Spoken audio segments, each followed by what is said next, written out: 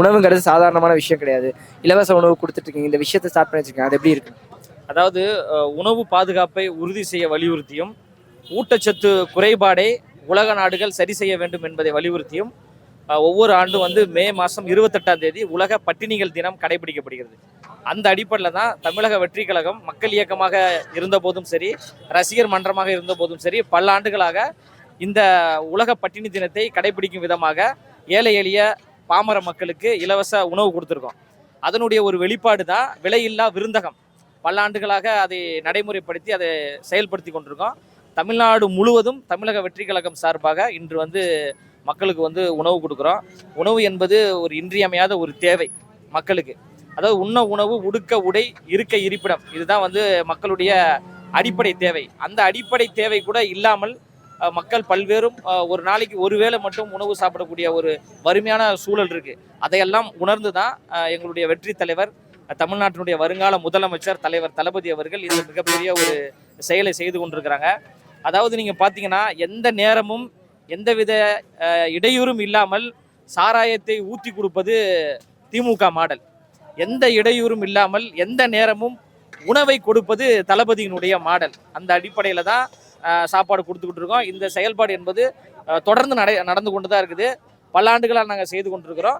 இப்போ வந்து இது வந்து விலையில்லா விருந்தகம் வந்து இங்கே திறக்கப்பட்டிருக்கு. எங்களுடைய பொதுச் செயலாளர் அவர்கள் வந்து திறந்து கொடுத்துருக்குறாங்க. எந்த நேரமும் வந்து மக்கள் வந்து உணவில்லாமல் கஷ்டப்படக்கூடாது என்பதை உணர்ந்து ஒரு தாய் உள்ளத்தோடு ஒரு தந்தை உள்ளத்தோடு எங்கள் தளபதி அவர்கள் வந்து மக்களுக்கு உதவி செய்து கொண்டிருக்கிறாங்க. இந்த உதவி என்பது தொடர்ந்து நடைபெற்று கொண்டே இருக்கும்.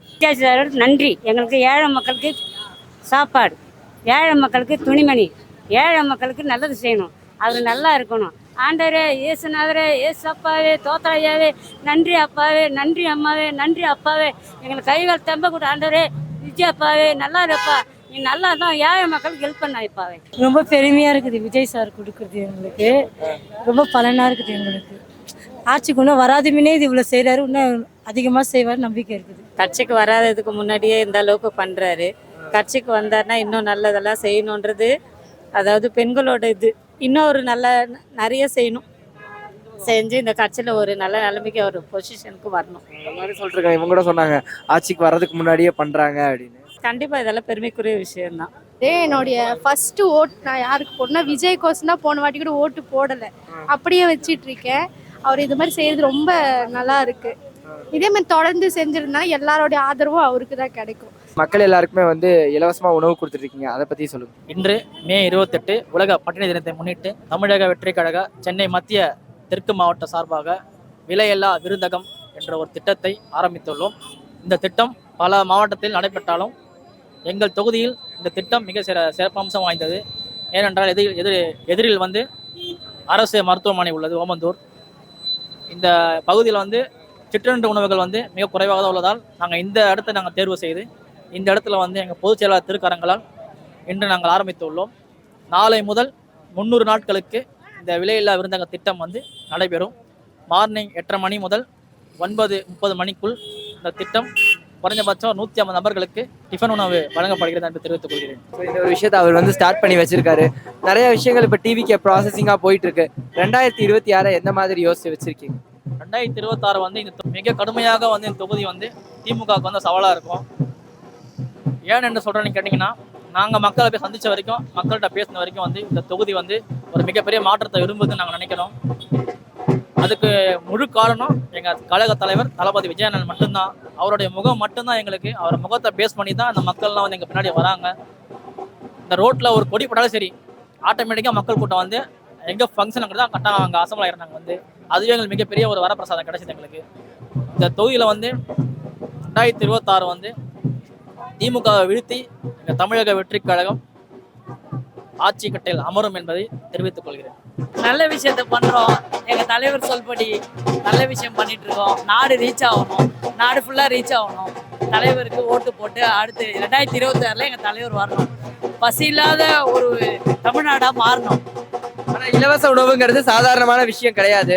ஸோ அந்த ஒரு விஷயத்த ஸ்டார்ட் பண்ணி வச்சிருக்கீங்க, அது எப்படி இருக்கு? மக்கள் புரிஞ்சுப்பாங்க. கண்டிப்பாக நாங்கள் செய்கிறது மக்கள் புரிஞ்சுப்பாங்க. உணவுன்றது மெயினான விஷயம், அதை நாங்கள் செலுத்துறோம். அதுக்கு அவங்களே இப்போ ரீச் ஆகிடும் பயங்கரமா.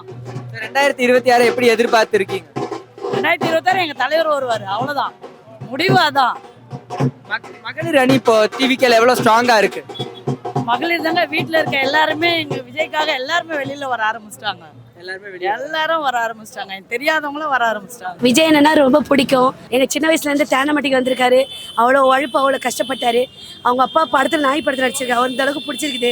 அண்ணனுக்கோசம் நாங்கள் கடவுள்கிட்ட வேண்டிப்போம். மேலே மேலே என்னைக்குமே வரும் தான் வேண்டிப்போம். ஆனால் நேரில் பார்க்க முடியல எங்கள் அண்ணனை.